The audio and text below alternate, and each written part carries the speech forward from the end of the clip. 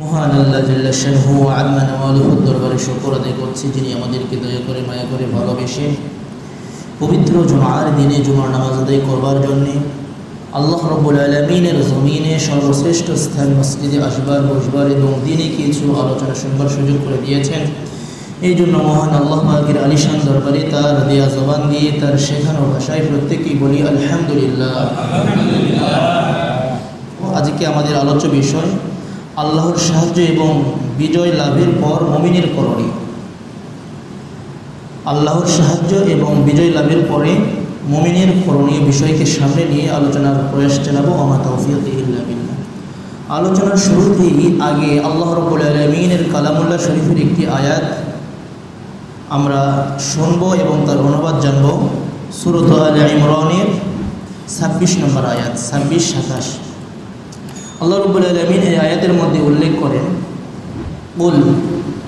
কুলিল্লাহুম্মা মালিকাল মুলকি তুতিল মুলকা মান তাশা ওয়া তানজিউল মুলকা মিম্মান তাশা ওয়া তুইজ্জু মান তাশা ওয়া তুযিল্লু মান তাশা বিয়াদিকাল খায়র ইন্নাকা আলা কুল্লি শাইইন কাদির তুলিজুল লাইলা ফিন নাহারি ওয়া তুলিজুন নাহারা ফিল লাইল وتخرج الحي من الميت وتخرج الميت من الحي وترزق من تشاء بغير حساب।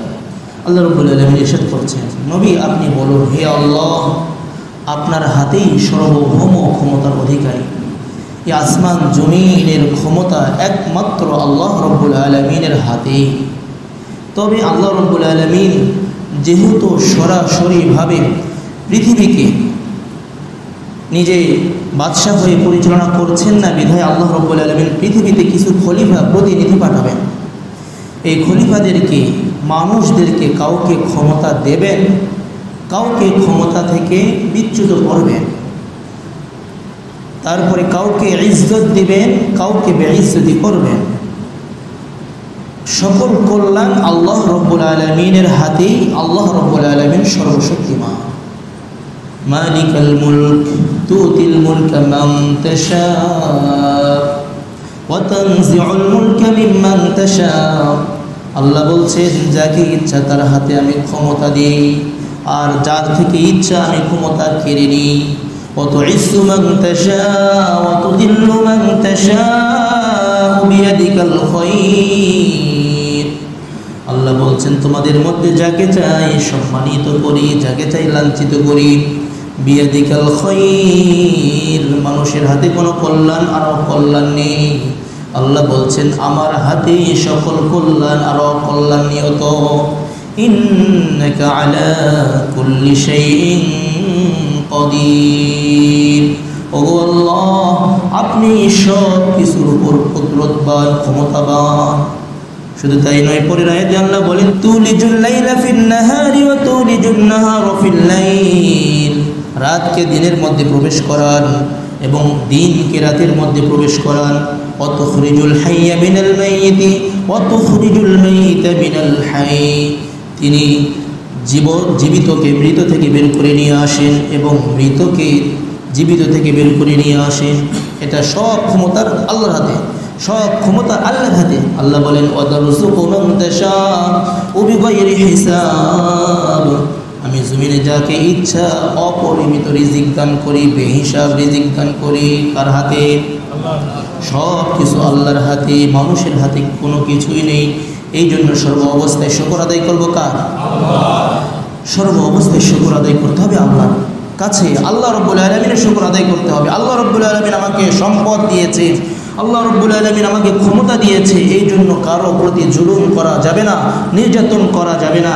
একটি বিষয় ঐতিহাসিকভাবে সত্য, বাস্তব, যারাই জুলুম করবে দুনিয়ার মধ্যে জুলুমের পরিণতি তাদেরকে ভোগ করতেই হবে। এটাই বাস্তব। কারণ আল্লাহ রাব্বুল আলামিন পৃথিবীবাসীকে অনেক সময় সম্পদ দিয়ে, সম্মান দিয়ে, তাদেরকে টাকা পয়সা দিয়ে, ক্ষমতা দিয়ে ছাড় দেন, কিছু সুযোগ দেন। এবং আল্লাহ রাব্বুল আলামিন দেখেন এই বান্দা এই অর্থ দিয়ে, এই সম্পদ দিয়ে, এই ক্ষমতা দিয়ে সে আমার পথে চলে নাকি মানুষের উপর অন্যায় অবিচার করে। আল্লাহ রাব্বুল আলামিন দেখতে থাকেন। পরিশেষে বান্দা যখন ক্ষমতা পেয়ে, বান্দা যখন সম্পদ পেয়ে, মান সম্মান ইজ্জতের অধিকারী হয়ে যখন অন্যের উপর নির্যাতন চালায়, আল্লাহ তাকে ছাড় দেন, দেখি বান্দা ঘুরে আসে কিনা। আবার করলে আবারও ছাড় দেন, দেখি বান্দা ঘুরে আসে কিনা। আবার যখন বারবার সীমা লঙ্ঘন করতে থাকে, যখন সীমানা ছাড়িয়ে যায়, সীমানা অতিক্রম করে, ওই সময় আল্লাহ রাব্বুল আলামিন তাদেরকে দুনিয়াতেই পাকড়াও করে এবং সারা বিশ্বের মানুষদেরকে শিক্ষা দিয়ে দেয় জুলুমের পরিণতি কখনোই ভালো হয় না। এটাই বাস্তব। আপনারা ইতিহাস পড়ে দেখেন, পৃথিবীর শুরু থেকে পর্যন্ত যারাই জুলুম করেছে, যারাই নির্যাতন করেছে, আল্লাহ রাব্বুল আলামিন এই জুলুমের পরিণতি দুনিয়ার মধ্যে তাদেরকে ভোগ করিয়েছে। জ্বলন্ত প্রমাণ হযরতে আল্লাহ রাব্বুল আলামিনের কোরআনের বর্ণনা অনুযায়ী হযরতে মূসা আলাইহিসসালাতু ওয়াস সালাম এবং হারুন আলাইহিসসালাতু ওয়াস সালামের সময়ে ক্ষমতা দেওয়া হয়েছিল ফিরআউনকে। যখন সে ক্ষমতা পাইল, ক্ষমতার অপব্যবহার শুরু করলো, তাদের অধীনস্থ যারা ছিল বনু ইসরাইল, এদের উপর জুলুম আর নির্যাতন শুরু করে দিল। কেমন জুলুম আর নির্যাতন শুরু করে দিল? যারা বাচ্চা জন্মগ্রহণ করত, মায়ের গর্ভ থেকে পৃথিবীতে আসতো, যদি এটা ছেলে হতো সাথে সাথে একেবারে দুনিয়া থেকে বিদায় করে দিত, একেবারে শেষ। আর যদি মেয়ে হতো তাহলে এই মেয়েকে রেখে দিত যে পরবর্তীতে একে দাসী বানানো যাবে, এর মাধ্যমে আমাদের খেদমত নেওয়া যাবে। কারণ নারীদের দ্বারা তো আর কোনো বড় ধরনের ঘটনা ঘটার সম্ভব নয়, আশঙ্কা নেই, বিধায় তাদেরকে রেখে দিত। এইরকম জুলুম নির্যাতন সে করেছিল। আল্লাহ রাব্বুল আলামিন কোরআনুল কারীমে সূরা ইব্রাহিমের 6 নম্বর আয়াতের মধ্যে বলেন, ইয়াসুমুনাকুম সুআল আযাব ইউযাব্বিহুনা আবনাআকুম ওয়া ইস্তাহয়ুনা নিসাআকুম ওয়া ফী যালিকুম বালাউম মির রাব্বিকুম আযীম। আল্লাহ বলছেন, ইয়াসুমুনাকুম সুআল আযাব, ফিরআউন বনি ইসরাইলের উপর কঠিন থেকে কঠিন শাস্তি দিত। কেমন শাস্তি দিত আল্লাহ রাব্বুল আলামিন পরের অংশে বলেন, ইউযাব্বিহুনা আবনাআকুম ওয়া ইস্তাহয়ুনা নিসাআকুম। যখন তাদের সন্তান জন্মগ্রহণ করত, ছেলে হলে তাদেরকে জীবন্ত হত্যা করে ফেলতো। এই বিষয়টা কেমন লাগে যদি আপনার আমার সন্তান হয়, ছেলে সন্তান, আর রাষ্ট্রের ক্ষমতা যিনি বসে আছেন ওই সন্তানকে সরাসরি হত্যা করে ফেলে? এই নির্যাতন আর জুলুম কি কম না অনেক বেশি? وَيُذَبِّحُونَ أَبْنَاءَكُمْ وَيَسْتَحْيُونَ نِسَاءَكُمْ وَفِي ذَلِكُمْ بَلَاءٌ مِّن رَّبِّكُمْ عَظِيمٌ। আমি তাদেরকে এই শাস্তি দিয়ে তাদেরকে আমি পরীক্ষা করেছি, বালাউন বড় পরীক্ষা, আযীম বড় ধরনের পরীক্ষা করেছি। কিন্তু যখন এরকম জুলুম সহ্য করতে করতে একেবারে দেয়ালে পিঠ ঠেকে গিয়েছে, ওই সময় মূসা আর হারুন আলাইহিসসালাতু ওয়াস সালাম আর চুপ থাকলেন না, আল্লাহ রাব্বুল আলামিনের কাছে ফরিয়াদ করলেন। আল্লাহ রাব্বুল আলামিন এই কথাটা কোরআনুল কারীমে সূরা ইউনূস 88 এবং 89 নম্বর আয়াতের মধ্যে বলেন। মূসা আর হারুন আলাইহিসসালাতু ওয়াস সালাম আল্লাহর কাছে ফরিয়াদ করছে। وقال موسى ربنا إنك آتيت فرعون وملأه زينة وأموالا في الحياة الدنيا ربنا ليضلوا عن سبيلك ربنا اطمس على أموالهم واشدد على قلوبهم فلا يؤمنوا حتى يروا العذاب الأليم। হযরতে মূসা আলাইহিসসালাতু ওয়াসসালাম আল্লাহর কাছে দোয়া করছে, রব্বানা ও রব, ইন্নাকা আতাইতা ফিরআউন ওয়া মালাহু যিনাতান ওয়া আমওয়ালান ফিল হায়াতিদ দুনিয়া। আপনি ফিরআউন এবং তার সহযোগী অনুসারী যারা রয়েছে তাদেরকে তুমি দুনিয়ার সৌন্দর্য দিয়েছো, দুনিয়ার সম্পদ দিয়েছো, দুনিয়ার ক্ষমতা দিয়েছো। তারা তো রব্বানা লিউদিল্লু আন সাবিলিক, ও রব তারা সম্পদ পেয়ে ক্ষমতা পেয়ে মানুষদেরকে তোমার পথ থেকে সরে নিয়ে যাচ্ছে, গোমরাহ করছে। ওগো রব্বুল আলামিন, রব্বানা তুমিস আলা আমওয়ালিহিম ওয়াশদুদ আলা কুলুবিহিম। আল্লাহ তাদের সম্পদগুলো ধ্বংস করে দাও, তাদের সম্পদগুলো ধ্বংস করে দাও এবং তাদের হৃদয়গুলোকে কঠোর করে দাও, যাতে করে তারা ঈমান না নিয়ে আসে। যেই পর্যন্ত না তোমার কঠিন শাস্তি না দেখে, এর আগ পর্যন্ত যেন তারা ঈমান নিয়ে না আসে, তোমার শাস্তি যেন ভোগ করতে থাকে। দোয়া করছিলেন মূসা এবং হারুন আলাইহিস সালাম। তারপরে আল্লাহ বলেন ক্বালা ক্বাদ উজিবাত দা'ওয়াতুকুমা ফাস্তাকিমা ওয়া লা তাত্তাবি'আনি সাবিলাল্লাযীনা লা ইয়া'লামুন। আল্লাহ বলে দিলেন ক্বালা ক্বাদ উজিবাত দা'ওয়াতুকুমা, ও মূসা ও হারুন, তোমরা যে দোয়া করেছো আমি রব্বুল আলামিন তোমাদের উভয়ের দোয়াকে কবুল করে নিয়েছি। সুবহানাল্লাহ। ফাস্তাকিমা, শোনো, তোমাদের দোয়া কবুল করে নিয়েছি, তোমরা অটল অবিচল থাকবে, তোমাদের ন্যায় ইনসাফের উপর অটল অবিচল থাকো। ওয়ালা তাত্তাবি'আনি সাবিলাল্লাযীনা লা ইয়া'লামুন, যারা আল্লাহ সম্বন্ধে জানে না, আল্লাহর ক্ষমতা সম্পর্কে জানে না, তোমরা কখনোই তাদের অনুসারী হবে না। আল্লাহ তাআলা সাফ জানিয়ে দিলেন। মূসা আর হারুন আলাইহিস সালাম দুজন অপেক্ষায় আছেন কখন আল্লাহ রাব্বুল আলামিন আমাদের দোয়ার প্রতিফলন ঘটান। সময় বেশি অতিক্রম করে নাই, আল্লাহ রাব্বুল আলামিন তাদের দোয়ার ফসল দিলেন। কেমনে? আল্লাহ রাব্বুল আলামিন ওই কথাটাই তার পরের আয়াতের মধ্যেই বলেন। সূরাত ইউনূসের 90, 91, 92 নম্বর আয়াতের মধ্যে সুস্পষ্ট আকারে সেই কথাগুলো বলছেন। আল্লাহ তাআলা বলেন ওয়াজাওয়াজনা বিবানি ইসরাঈলাল বাহরা ফাতবা'আহুম ফিরআউন ওয়া জুনুদুহু বাগিয়াও ওয়া আদুওয়া। যখন আল্লাহ রাব্বুল আলামিনের ফয়সালা হলো, আল্লাহ রাব্বুল আলামিন শত্রুকে দুনিয়া থেকে বিদায় করবেন, ওই সময় ফিরআউনের অন্তরে বনি ইসরাঈলদের প্রতি শাস্তি আরো কঠোরভাবে তারা আরোপ করা শুরু করলো। ওই সময় আল্লাহ তাআলার পক্ষ থেকে বলা হলো, ওগো মূসা আর আমার নবী হারুন, তোমরা তোমাদের জনপদদেরকে নিয়ে তোমরা ওই এলাকা ছেড়ে আরো অন্যত্রে চলে যাও, দূরে চলে যাও। ওনারা যখন যাইতেছিলেন পথের মধ্যে সাগর পড়ে গিয়েছে, লোহিত সাগর পড়ে গিয়েছে। আল্লাহ রাব্বুল আলামিনের কাছে দোয়া করলো, আল্লাহ এই মুহূর্তে আমরা কি করব? আল্লাহ রাব্বুল আলামিন বললেন, কেন, তোমার হাতে তো লাঠি আছে, লাঠিটা একটু পানির মধ্যে ছেড়ে দাও, সাগরের মধ্যে ছেড়ে দাও। ছেড়ে দেওয়ার সাথে সাথে আল্লাহ রাব্বুল আলামিনের কুদরতে বড় ধরনের 12টি রাস্তা হয়ে গিয়েছে। সুবহানাল্লাহ। আল্লাহর কুদরত, পানির উপর রাস্তা হয় না, লাঠি রাখার সাথে সাথে আল্লাহ রাব্বুল আলামিন 1, 2টা নয় 12টি গোত্র ছিল, আলাদা আলাদা গোত্র আলাদা আলাদাভাবে যাওয়ার জন্য 12টা রাস্তা একসাথে করে দিয়েছেন। সুবহানাল্লাহ। তাফসীরের মধ্যে আসছে এমন রাস্তা হয়ে গিয়েছে যেরকমভাবে কাঁচের ভিতর দিয়ে এক পেছনে যারা থাকে তাদেরকে দেখা যায়, বা অপর পিঠে যারা থাকে তাদেরকে দেখা যায়। আর অনুরূপভাবে আল্লাহ রাব্বুল আলামিন এইরকমভাবে কাচের মতো একটি রাস্তা তৈরি করে দিয়েছেন, ফলে এই 12টি গোত্রের প্রত্যেকেই একে অপরকে দেখতে পাচ্ছিল। সুবহানাল্লাহ। আল্লাহ রাব্বুল আলামিন এই কথা কোরআনের মধ্যে বলছেন, ওয়াজাওয়াজনা বিবানি ইসরাঈলাল বাহর। আল্লাহ রাব্বুল আলামিন বলছেন, আমি দয়া করে মায়া করে যখন বনি ইসরাঈলদেরকে সমুদ্র পার করে দিলাম, ওই সময় ফিরআউনের দলবল এসে যখন দেখলো আরে সমুদ্রের মধ্যে তো রাস্তা হয়ে গিয়েছে, আর দেরি নাই, আরও বড় কাহিনী রয়েছে। আমার সামনে উদ্দেশ্য আরও বড়, যেহেতু এদিকে আর যাচ্ছে না। ফিরআউনের দলবল সহ সে তখন সাথে সাথে তার পশ্চাৎ বল করলো। কেন? বাগিয়াও আদুওয়া, শত্রুতা বশত এবং তাদেরকে পাকড়াও করবার জন্য তারা তাদের পেছনে ধাওয়া করলো। হাত্তা ইযা আদরাকাহুল গরক, আল্লাহ রাব্বুল আলামিন বলছেন তারা যে পেছনে গিয়েছে আমি তাদের সকলকে সমুদ্রে ডুবিয়ে দিলাম। সুবহানাল্লাহ।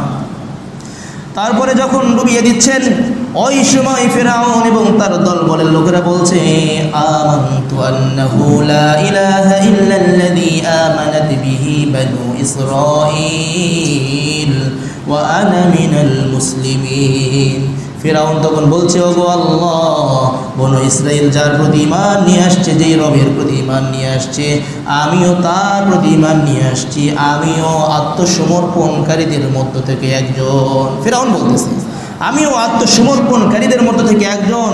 বনি ইসরাইলরা যার প্রতি ঈমান আনছে, আমিও ঈমান নিয়ে আসছি। কিতাবের মধ্যে আসছে, একটি রাওয়ায়াতের মধ্যে, ওই সময় ফিরআউনের মুখের মধ্যে কাদা মেখে দিয়েছে, ফিরআউনের মুখকে বন্ধ করে দিয়েছে, যাতে করে আবার আল্লাহ রাব্বুল আলামিনকে ডাকতে না পারে। তারপরে আল্লাহ রাব্বুল আলামিন তার প্রতি উত্তরে বলল, ও ফিরআউন, এখন প্রশ্নবোধক, এখন কি তোমার সময় হলো? এত বছর তুমি রাজত্ব করেছো, 400 বছর তুমি রাজত্ব করেছো, কোনোদিন তোমার জ্বর হয় নাই, কোনোদিন তোমার সামান্য মাথা ব্যথা হয় নাই, তুমি আমাকে ডাকার সুযোগ পাও নাই, আর এখন ফাকাদ আসাইতা ক্বাবলু ওয়া কুনতা মিনাল মুফসিদিন। আরে তুই তো কিছুক্ষণ পূর্বেই অবাধ্য ছিলি আর তুই দুনিয়ার মধ্যে বিশৃঙ্খলা করতি। তবে শুনে রাখ, আজকে তোরে ধ্বংস করে দিচ্ছি, ঠিক আছে, তবে তোর শরীরটাকে পৃথিবীর মধ্যে রেখে দেব, যাতে করে কিয়ামত অবধি যত মানুষ পৃথিবীতে আসবে সকলেই তোকে দেখে যেন শিক্ষা নিতে পারে। আল্লাহ রাব্বুল আলামিন পরের অংশে বলেন, فَالْيَوْمَ نُنَجِّيكَ بِبَدَنِكَ لِتَكُونَ لِمَنْ خَلْفَكَ آيَةً وَإِنَّ كَثِيرًا مِنَ النَّاسِ عَنْ آيَاتِنَا لَغَافِلُونَ। আল্লাহ বলছেন, ফালিয়াউমা নুনাজ্জিকা বিবাদানিকা, শুনে রাখ, তোর শরীরকে আমি রেখে দেব। আমি আল্লাহ রাব্বুল আলামিন তোর শরীরের সংরক্ষণ করব। নতুবা সমুদ্রের মধ্যে যদি কোনো লাশ পড়ে যায়, লাশ কেন, যে কোনো বস্তুই পড়ে থাকলে লবণাক্ত পানির বৈশিষ্ট্য হচ্ছে সেইটাকে একেবারে চিরতর ধ্বংস করে দেওয়া।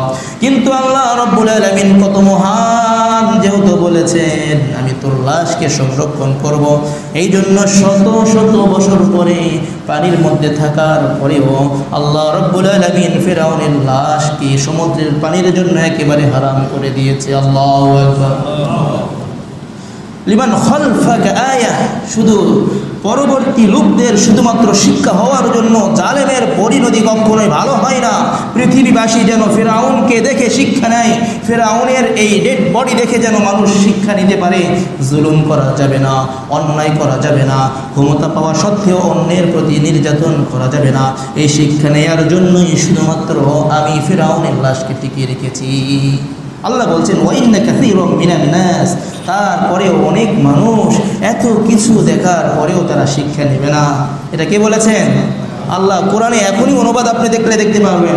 এইভাবেই আল্লাহ তাআলা বলেছেন। তার মানে ক্ষমতার মোহ আর টাকা পয়সা উদ্ধত এমন মানুষকে চেপে বসে যে তার হুঁশ থাকে না, আমি কি হলাম, মই কি হনরে, একটা কথা আছে এলাকাতে বলে, গ্রামের মধ্যে বলে, মই কি হনরে, আমি কি হয়ে গেলাম। বিধায় মানুষের প্রতি অন্যায় করে, অত্যাচার করে, জুলুম করে। আল্লাহ রাব্বুল আলামিন দেখিয়ে দিয়েছে, শুধু ও নয়, আল্লাহ রাব্বুল আলামিন দেখিয়ে দিয়েছেন জালিম নমরুদ ছিল, নমরুদের পরিণতি কি হয়েছে। আল্লাহ রাব্বুল আলামিনের সাথে উদ্ধত করেছে, বিধায় আল্লাহ রাব্বুল আলামিন দুনিয়ার মধ্যে তাকে শাস্তি দিয়েছে। সামান্য মশার কামড়ে, সামান্য একটা ল্যাংড়া মশার মাধ্যমে আল্লাহ রাব্বুল আলামিন তাকে জুতা পিটা খাইতে দুনিয়া থেকে বিদায় নিতে হয়েছে, ঠিক না ব্যাটি? 400 বছর সেও রাজত্ব করেছে। তারপরে জালিম কারুন যে ছিল ফিরআউনের সহযোগী, ও হামান ছিল ফিরআউনের সহযোগী, তাকেও বিদায় নিতে হয়েছে। কারুন মুসা আলাইহিস সালামের চাচাতো ভাই ছিল, তার অঢেল সম্পদ ছিল। সম্পদ থাকা সত্ত্বেও সে যখন যাকাত আদায় করলো না, আল্লাহ রাব্বুল আলামিন তারও পরিণতি ঠিক অনুরূপ করেছে। আবু জেহেল, উতবা, সাইবা রাসূলুল্লাহ সাল্লাল্লাহু আলাইহি ওয়াসাল্লামকে তার বাসস্থান থেকে তাড়িয়ে দিল। মক্কার কাফেররা যখন রাসূলুল্লাহ সাল্লাল্লাহু আলাইহি ওয়াসাল্লাম এবং সাহাবায়ে কেরামের উপর জুলুম নির্যাতন করতে একেবারে রাসূলুল্লাহ সাল্লাল্লাহু আলাইহি ওয়াসাল্লাম সহ্য করতে আর সহ্য করা যাচ্ছিল না, ঠিক এমন মুহূর্তে আল্লাহ রাব্বুল আলামিনের নির্দেশে রাসূল হিজরত করে যান। পরিশেষে এই জালিম যারা ছিল, জালিমের পরিণতি ভালো হয় নাই, বরং পরবর্তীতে বদরের যুদ্ধের মধ্যেই সকলকেই নাস্তানাবুদ করে দিয়েছে, ঠিক না বেটি? ঠিক অনুরূপভাবে পৃথিবীতে যত জালেম হবে, যত জালেম পৃথিবীতে গিয়েছে, সকলের পরিণাম ঠিক অনুরূপ হয়েছে। তবে এক সময় আল্লাহ রাব্বুল আলামিন যারা মাজলুম থেকেছে তাদেরকে আল্লাহ তাআলা বিজয় দান করেছেন। সুবহানাল্লাহ ওয়া বিহামদিহি। মাজলুমদেরকে আল্লাহ রাব্বুল আলামিন বিগত সময়েও বিজয় দিয়েছেন, পরবর্তীতেও বিজয় দিয়েছেন। তবে বিজয়ের পরে আমাদের কিছু করণীয় রয়েছে। সময় স্বল্প। 1 নম্বর করণীয় আমাদের কি হতে পারে? আল্লাহ রাব্বুল আলামিন মাজলুমদেরকে বিজয় দিয়েছেন। যারা মাজলুম, যারা জয়লাভ করেছে, বিজয় লাভ করেছে, 1 নম্বর করণীয় এটা মনে প্রাণে বিশ্বাস করা, এই বিজয় আল্লাহর পক্ষ থেকে বড় অনুগ্রহ, আল্লাহর পক্ষ থেকে বড় দয়া। সুবহানাল্লাহ।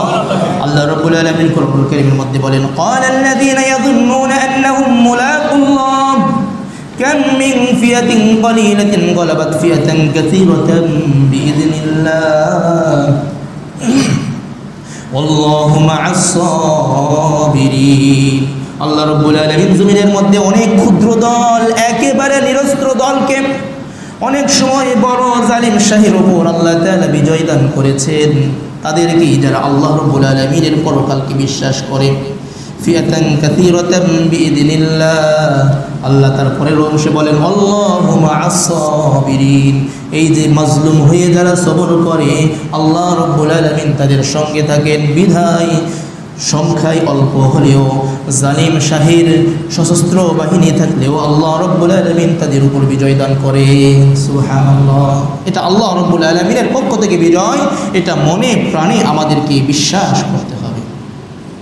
তবে যখন বিজয় আসবে, বিজয় আসলে বিজয়ের পরে আমাদেরকে অহংকারী হওয়া যাবে না, আমাদেরও জুলুম করা যাবে না, বরং বিনয়ী হতে হবে। নবী আলাইহিস সালাতু ওয়াস সালাম মক্কা বিজয়ের পর যখন উনি মক্কার মধ্যে প্রবেশ করছিলেন, ওই সময় ওনার মাথার মধ্যে, ওনার গায়ের মধ্যে ইয়ামানি একটা লাল চাদর উনি মাথার মধ্যে দিয়েছিলেন এবং উটের মধ্যে চড়েছিলেন, আর তার দাড়ি মুবারক একেবারে হাউদার কাছে লেগে গিয়েছিল। তার মানে বিনয় আর নম্রতার বহিঃপ্রকাশ হিসেবে রাসূল মাথা হেলে, মাথা নামিয়ে দিয়ে নত হয়ে তিনি মক্কার মধ্যে প্রবেশ করছিলেন। সুবহানাল্লাহি ওয়া বিহামদিহি। এই জন্য উদ্ধত প্রদর্শন করা যাবে না। আল্লাহ বলেন তিলকা দারুল আখিরাতু নাজআলুহা লিল্লাযীনা লা ইউরিদুনা উলুওয়ান ফিল আরদি ওয়ালা ফাসাদা আখিরাতের নিবাস তো এই সকল ব্যক্তিদের জন্য, আখিরাতের উত্তম ফলাফল তো এই সকল ব্যক্তিদের জন্য যারা আল্লাহ রাব্বুল আলামিনের সম্মান পেয়ে দুনিয়ার মধ্যে যারা উদ্ধত প্রদর্শন না করে, দুনিয়ার মধ্যে ফিতনা ফাসাদ না করে, বিশৃঙ্খলা না করে, এদেরকেই আল্লাহ রাব্বুল আলামিন আখিরাতের উত্তম নিবাস দান করবে। ওয়াল আকিবাতু লিল মুত্তাকিন। যারা আল্লাহকে ভয় করে এদের জন্যই আল্লাহ রাব্বুল আলামিন উত্তম নিবাস রেখে দিয়েছে। সুবহানাল্লাহ। তার মানে বিজয় পাওয়ার প্রতি উদ্ধত প্রদর্শন করা যাবে না এবং বিশৃঙ্খলা সৃষ্টি করা যাবে না। তাহলে কি করতে হবে? বিজয় পাওয়ার পরে কাজ হচ্ছে আল্লাহ রাব্বুল আলামিনের শুকর আদায় করতে হবে। কি আদায় করতে হবে? কোরআনুল কারীমের মধ্যে বিজয় সম্পর্কে দুইটি সূরা রয়েছে। একটা হচ্ছে সূরাতুল ফাতাহ, ফাতাহ শব্দের অর্থ হচ্ছে বিজয়। আর একটি সূরা রয়েছে সূরাতুন নসর, নসর মানে সাহায্য। আল্লাহ রাব্বুল আলামিন সূরাতুন নসরের মধ্যে বিজয়ের পরের কর্মসূচি কি হবে আল্লাহ রাব্বুল আলামিন বলে দিয়েছেন। ইযা জা, সকলেই বলি ইযা জা নাসরুল্লাহি ওয়াল ফাth ওয়া রাআইতান নাস ইয়াদখুলুনা ফী দীনিল্লাহি আফওয়াজা ফাসাব্বিহ বিহামদি রাব্বিকা ওয়াস্তাগফির ইন্নাহু কানা তাওয়াবা।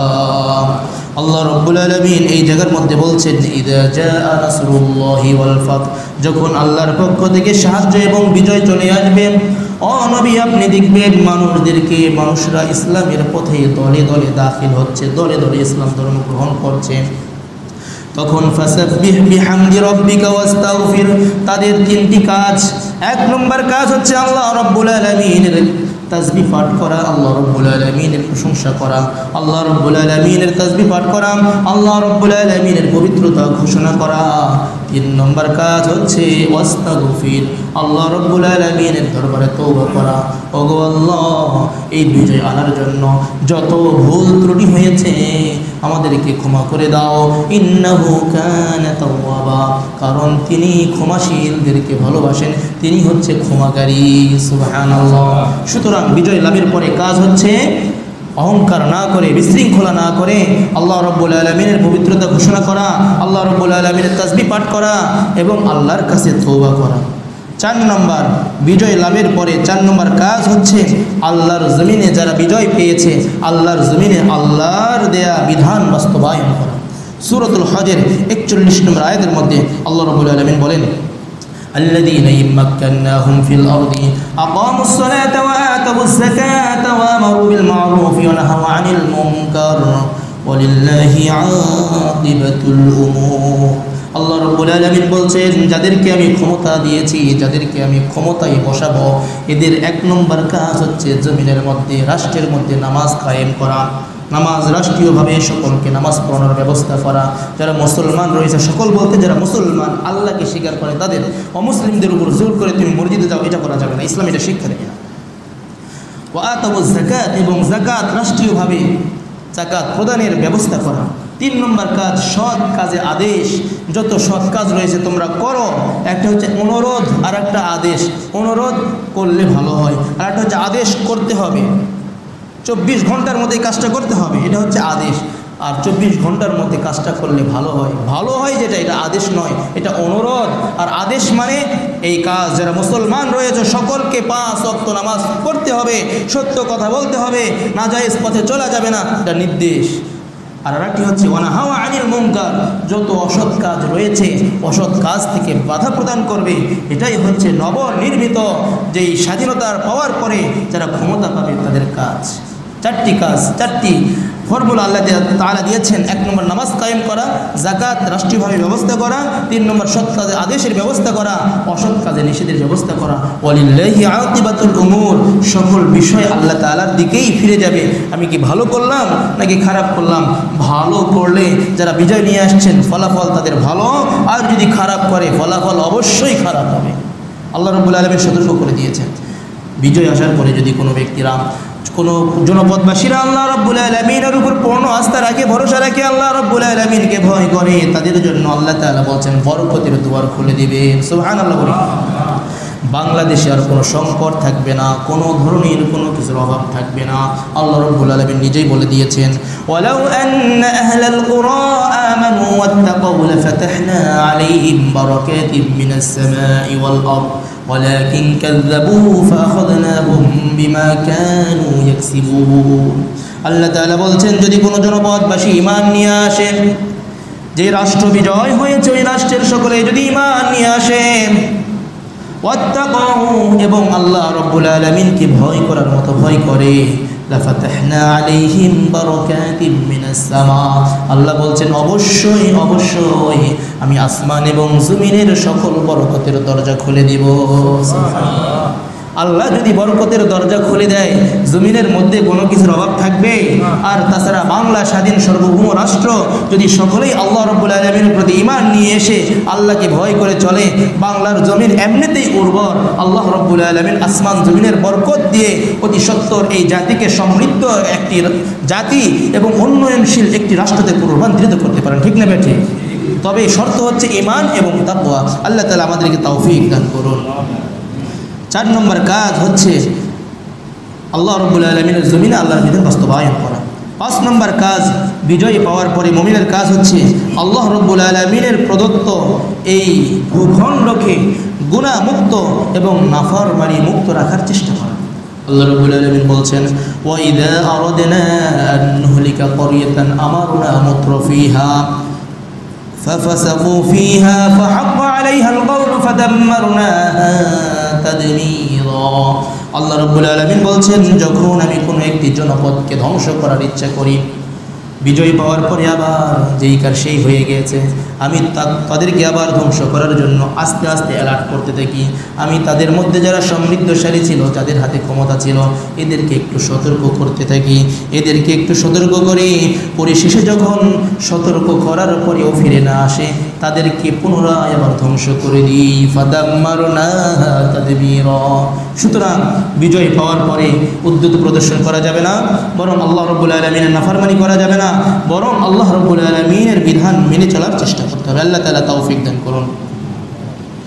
6 নম্বর কাজ, স্বাধীন পাওয়ার পরে তাদের কাজ হচ্ছে দেশে শান্তি, সমৃদ্ধি, নিরাপত্তা এবং জনগণের ঈমান আকীদা রক্ষার জন্য আল্লাহ রাব্বুল আলামিনের কাছে প্রার্থনা করা। কারণ সব কিছু করবেন কে? আল্লাহ। আপনি আমি যতই চেষ্টা করি কখনোই সম্ভব নয়।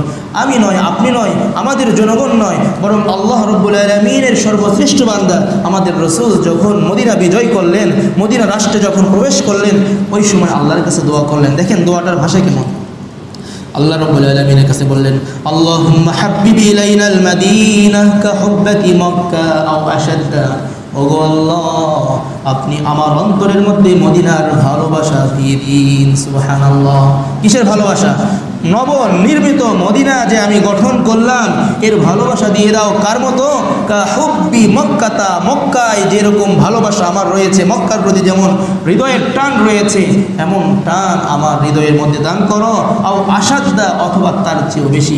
এখান থেকে মুহাদ্দিসিনে কেরাম বলে, সুতরাং যারা যেই রাষ্ট্র কায়েম করবে তাদেরকে ওই রাষ্ট্রের প্রতি মহব্বত রাখা, ওই রাষ্ট্রের প্রতি ইঞ্চি মাটির প্রতি মহব্বত রাখা, এটা ঈমানি দায়িত্ব। সুবহানাল্লাহ। তারপরে আরও দোয়া করলেন, আল্লাহুম্মা সাহিহনা, ওগো আল্লাহ এই অধিবাসী যারা রয়েছে, এই জনপদের অধিবাসী সকলকেই সুস্থ রাখো, সকলের স্বাস্থ্য ভালো রাখো। ওয়াবারিক লানা ফি মুদ্দিনা ওয়া সাইনা, সাথে সাথে এই এলাকার যত ফলমূল রয়েছে, যত গাছপালা রয়েছে, এগুলোর মধ্যে তুমি বরকত দান করো। সুবহানাল্লাহ। ওয়ানকুল হুম্মাহা ফাজআল ফিল জুহফা, রাসূল বললেন এই মদিনার মধ্যে তো অনেক গরম, ওই সময় গরম করতো গরম। রাসূল দোয়া করলেন, ওগো আল্লাহ মদিনার গরমকে তুমি জুহফা নামক স্থানে স্থানান্তরিত করে দাও। রাসূলের দোয়া কবুল হয়েছে, বিধায় মদিনার আবহাওয়া সব সময় অনুকূলের মধ্যেই থাকে, প্রতিকূলে তার মধ্যে যায় না, কারণ রাসূলের দোয়ার বরকত এটা, রাসূলের দোয়ার ফসল। ওয়ানকুল হুম্মাহা বিল জুহফা, ওগো আল্লাহ মদিনার আবহাওয়াকে তুমি শীতল রাখো এবং এর গরমিটাকে তুমি জুহফা নামক স্থানে, যেখানে কোনো মানুষ বসবাস করে না, ওই স্থানের মধ্যে নিয়ে যেয়ে ফেলে দাও। সুতরাং মদিনার আবহাওয়াটা শীতল রাখো, সুন্দর রাখো। এটা দোয়া করা, আল্লাহ রাব্বুল আলামিনের কাছে স্বাধীনতা ঠিক রাখার জন্য আল্লাহ রাব্বুল আলামিনের কাছে প্রার্থনা করা। 7 নম্বর আমাদের কাজ, সাধারণ ক্ষমার ঘোষণা করা। একটা বিষয় আমরা মনে রাখবো, একটা হচ্ছে আবেগ আর একটা হচ্ছে বিবেক। আবেগ দিয়ে কখনো মানুষ সফলতা অর্জন করতে পারে না, বিবেক দিয়ে সবসময় মানুষ সফলতার মাপকাঠিতে পৌঁছতে পারে, সফলতার উচ্চ শিরায় পৌঁছতে পারে।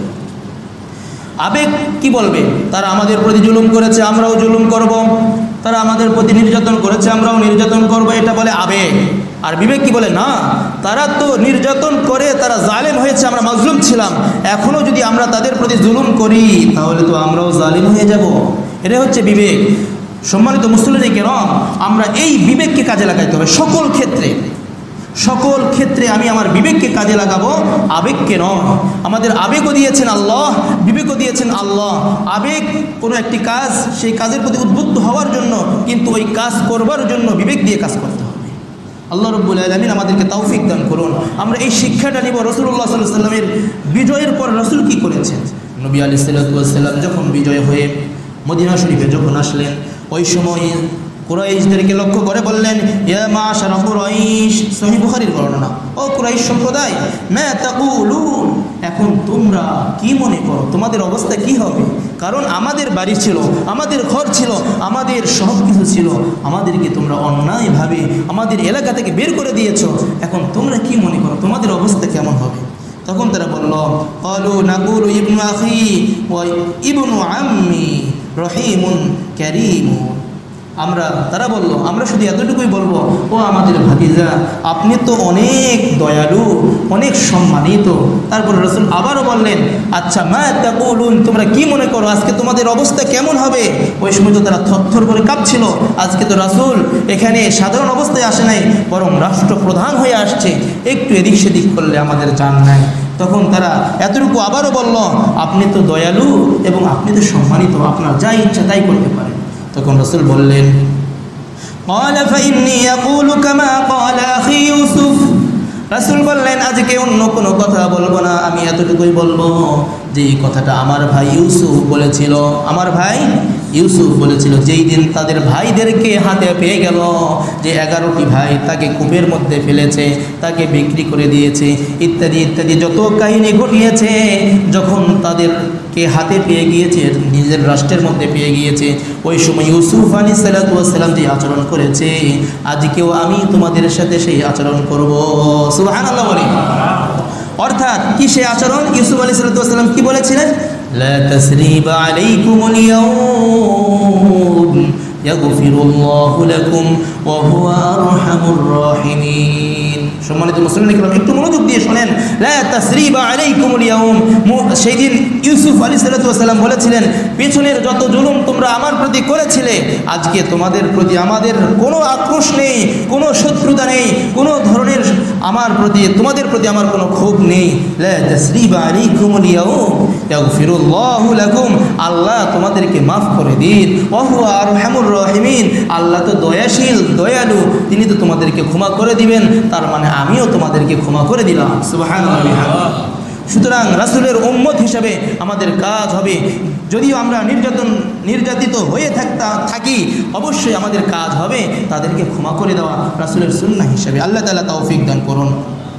আরেকটি বিষয় আমাদের যে মনে রাখতে হবে, এই বাংলাদেশের মধ্যে কিছু সংখ্যাগরিষ্ঠ রয়েছে, সংখ্যালঘু রয়েছে। সংখ্যাগরিষ্ঠ হচ্ছে মুসলমান, সংখ্যালঘু হচ্ছে অন্যান্য জাতি যারা রয়েছে। এই সংখ্যালঘুদের প্রতি তাদের প্রতি বিনয়ী হওয়া এবং তাদের উপাসনালয়গুলো হেফাজত করা, তাদের জান মালের নিরাপত্তার দায়িত্ব হচ্ছে সংখ্যাগরিষ্ঠদের। এটা রাসূলুল্লাহ সাল্লাল্লাহু আলাইহি ওয়াসাল্লাম বলেছেন, হাদিসের মধ্যে আসছে, মান ক্বাতালা মুআহাদান, যেই ব্যক্তি রাষ্ট্রের মধ্যে আশ্রয়িত যারা নাগরিক রয়েছে, অমুসলিম রয়েছে, এদেরকে যারা হত্যা করবে, লাম ইয়ারিহ রাইহাতাল জান্নাহ, এরা কখনোই জান্নাতের সুবাস পাবে না। নাউযুবিল্লাহ বলেন। লাম ইয়ারিহ রাইহাতাল জান্নাহ, এরা কখনোই জান্নাতের সুবাস পাবে না। ওয়া ইন্না রাইহাতাহা তুজাদু মাসিরাত 40 আমান, যদিও জান্নাতের সুঘ্রাণ 40 বছরের দূরত্ব থেকে, 40 বছরের দূরত্ব মানে 40 বছর যাইতে যেই পরিমাণ রাস্তা লাগে, এতটুকু দূরত্ব থেকে জান্নাতের ঘ্রাণ পাওয়া যায়।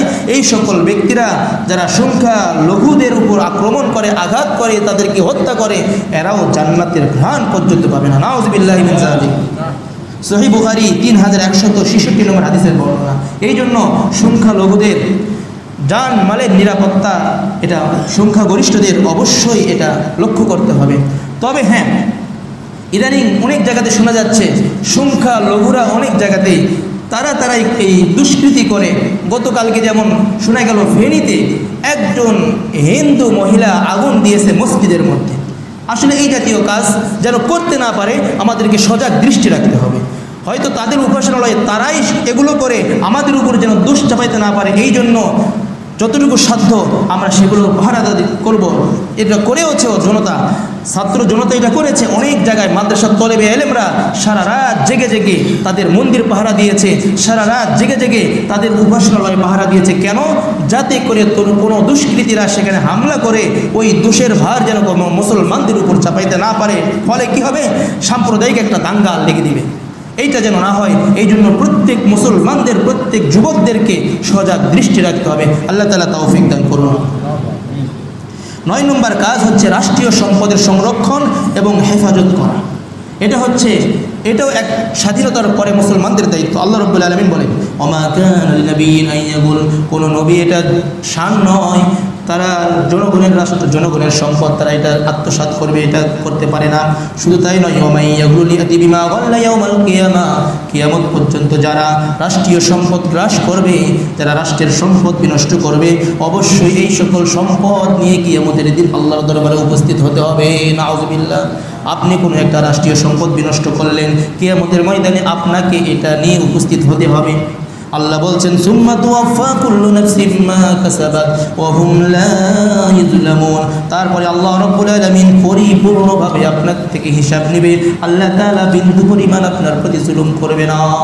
এই জন্য রাষ্ট্রীয় কোনো সম্পদ এই আনন্দ উল্লাসের মধ্যে বিনষ্ট না করা। আল্লাহ রাব্বুল আলামিন আমাদেরকে তৌফিক দান করুন। সর্বশেষ যে কাজ, এই কথা বলে আমি শেষ করছি, আমাদেরকে এই স্বাধীনতা আল্লাহ রাব্বুল আলামিন আমাদেরকে দিয়েছেন নিয়ামত স্বরূপ। এই স্বাধীনতার অক্ষুণ্ণতার দায়িত্ব আমাদের। নবী আলাইহিস সালাতু ওয়াস সালাম বলেছেন, একবার সাহাবায়ে কেরাম আনন্দ বিজয় উল্লাস করছিলেন। এটা রাসূলের বাণী না, রাসূলের সাহাবীর বাণী। ওই সময় তারা আনন্দ উল্লাস করছেন।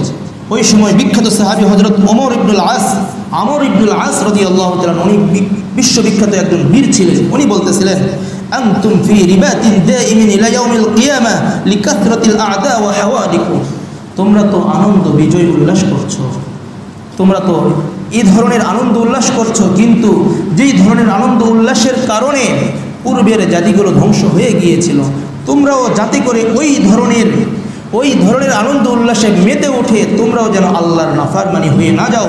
আর সর্বদাই তোমাদেরকে দৃষ্টি রাখতে হবে, আনতুম ফি রিবাতিন দাইমিন ইলা ইয়াউমিল কিয়ামা, তোমাদের স্বাধীনতাকে অক্ষুণ্ণ রাখতে হলে সর্বদাই রাষ্ট্রের প্রতি প্রত্যেক নাগরিকের দায়িত্ব করা, নজর রাখা, যাতে করে বৈদেশিক কোনো শকুন এসে আমাদের কোনো ইঞ্চি মাটিকে যেন গ্রাস করতে না পারে।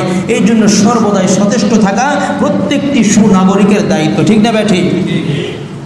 তারপরে রাসূল বলেন, লিকাসরাতিল আ'দাই ওয়া হাওয়াদিকুম, এটা কেন করতে হবে? কারণ তোমাদের শত্রু বেশি, তোমাদের আশেপাশে চতুর্দিকে তোমাদের শত্রু রয়েছে। সুতরাং বাংলাদেশ সার্বভৌম রাষ্ট্র, আমরা স্বাধীনতার স্বাদ তখনই পাব যখন আমরা সবসময় সর্বদাই সজাগ দৃষ্টি রাখব, যাতে করে আমাদের পায়ে কেউ আবার পুনরায় শৃঙ্খলার বেরি এনে যেন আমাদের পায়ে পড়াইতে না পারে, যাতে করে প্রত্যেকটি মুসলমান, প্রত্যেকটি নাগরিক, প্রত্যেকটি দেশীয় নাগরিক, চাই সে মুসলমান হোক, হিন্দু হোক, বৌদ্ধ হোক, খ্রিস্টান হোক, প্রত্যেককেই যেন নিজের নাগরিকত্বের যে অধিকার তারা যেন অধিকার পায়। এই জন্য আমরা প্রত্যেকেই সর্বদাই সজাগ দৃষ্টি রাখব। আল্লাহ রাব্বুল আলামিন আমাদেরকে তৌফিক দান করুন। তো বিজয়ের পরে যেই কাজগুলো বললাম, 10টি বিষয় নিয়ে আলোচনা করলাম, এই 10টি বিষয় আমাদের সম্পূর্ণভাবে গুরুত্বের সাথে নিতে হবে। এখন আরেকটি বিষয় আমরা দেখা যাচ্ছে অনেক জায়গাতেই এই আলোচনার মধ্যে অলরেডি চলে আসছে, তারপরে পুনরাবৃত্তি করছি। কোনো ব্যক্তি আমাদের প্রতি পূর্বে জুলুম করেছিল, অন্যায়ভাবে আমার প্রতি একটা জুলুম করেছিল, এখন আমরা কি করছি, তার বাড়িতে আগুন লাগিয়ে দিচ্ছি, তার দোকানপাট লুট করে নিয়ে আসছি। এই ধরনের কাজ আইন নিজের হাতে তুলে নেওয়া যাবে না। আপনার উপর জুলুম করা হয়েছে, পালা বদল হয়েছে, বিধায় একসময় আপনি সুবিচার পাবেন। সুতরাং নিজের হাতে আইন তুলে নিলেন। আপনার উপর জুলুম করেছিল যেই পরিমাণ, উদাহরণস্বরূপ আপনার কাছ থেকে 50 লক্ষ টাকার ক্ষতি করেছে, আপনি তার 1 কোটি টাকার ক্ষতি করলেন। এখন জালেমকে মজলুমকে বলেন আপনি। এই জন্য পিয়ারে হাজিরিন, সম্মানিত মুসলিম কেরাম, বিবেকের সাথে কাজ করব। আমার দ্বারা, যুবক ভাইরা, আমার দ্বারা যাতে করে কোনো মানুষের সামান্য পরিমাণ ক্ষতি না হয়। সে ক্ষতি করেছে, তার ভোগ সে পেয়েছে, পাচ্ছে, পাবে। সুতরাং আমি যদি জুলুম করে নির্যাতন করি, এর ভোগও আমাকে পেতে হবে। আল্লাহ রাব্বুল আলামিন আমাদের সকলকে সকল বিষয় বুঝে সামনের দিনে আগে বারবার এবং ইসলাম এবং মুসলমানিত্ব টিকিয়ে রেখে স্বাধীন সার্বভৌম রাষ্ট্রের পাহারাদারি করবার তৌফিক দান করুন। ওয়া আখিরু দাওয়ানা আনিল হামদুলিল্লাহ।